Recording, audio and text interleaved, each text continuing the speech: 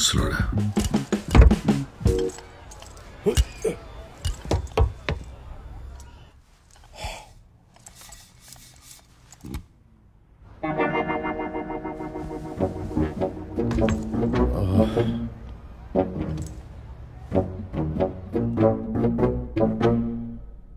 టింగ్ టాంగ్.